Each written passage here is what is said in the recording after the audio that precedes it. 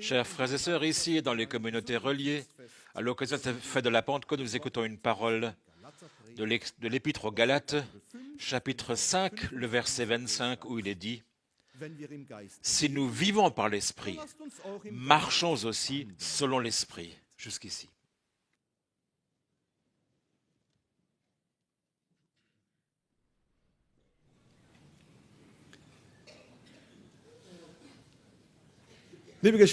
Chers frères et sœurs, comme toute fête religieuse, la Pentecôte est d'abord une fête de la reconnaissance, de l'action de grâce.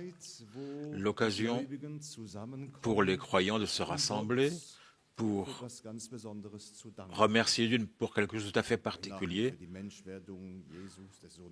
ainsi pour l'incarnation du Fils de Dieu, pour le sacrifice de Jésus-Christ, pour la résurrection, l'ascension, pour la promesse que Jésus a donnée de revenir, et puis la Pentecôte.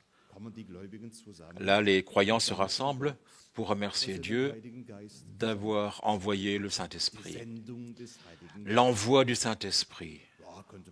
On pourrait dire, c'est très théorique tout ça, pourrait-on dire, mais ce n'est pas le cas.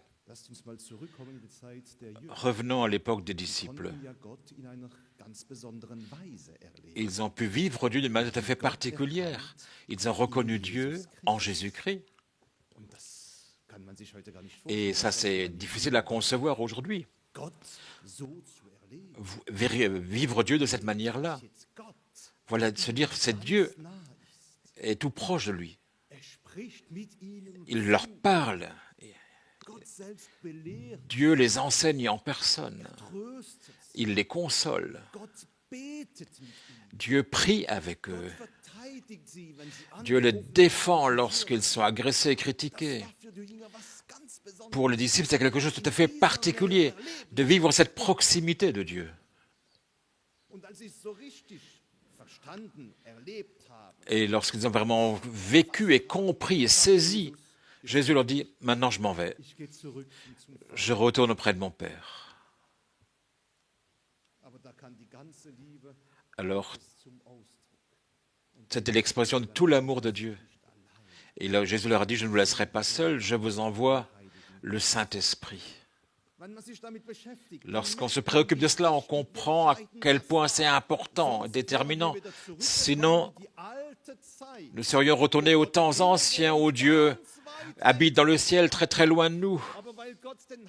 Mais parce que Dieu a envoyé le Saint-Esprit ici-bas, nous pouvons à travers lui vivre la proximité de Dieu et là en faire l'expérience. Dieu nous parle, il nous console, il nous défend, il nous aide à travers le Saint-Esprit. Je pense bien que c'est là un sujet de reconnaissance. La Pentecôte est aussi le jour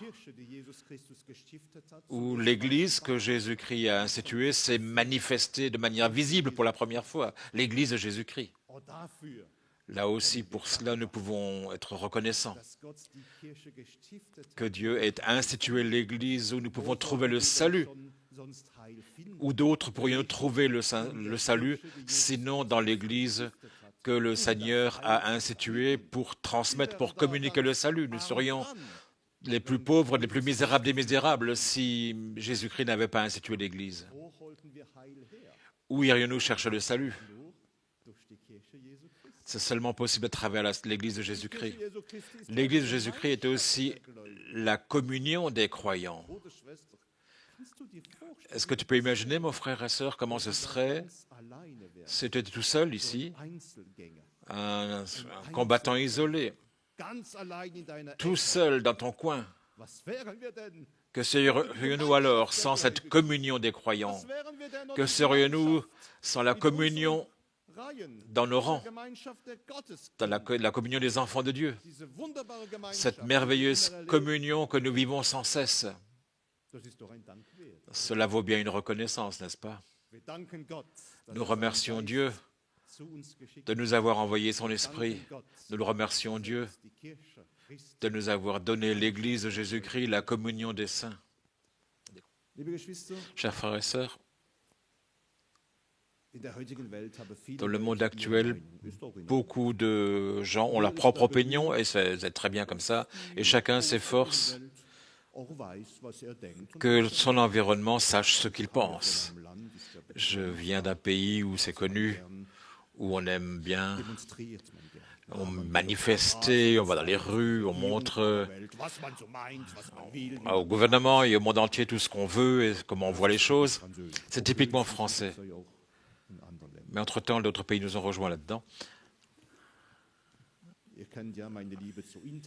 Vous connaissez mon amour immodéré pour Internet, ce haut-parleur pour tous ces gens qui ont l'impression d'avoir à dire quelque chose, d'avoir quelque chose à dire, etc., etc. D'un autre côté, on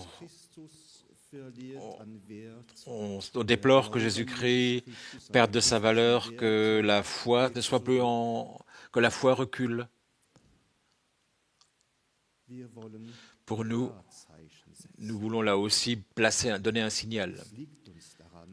Il importe pour nous que dans notre société, les valeurs chrétiennes ne se perdent pas.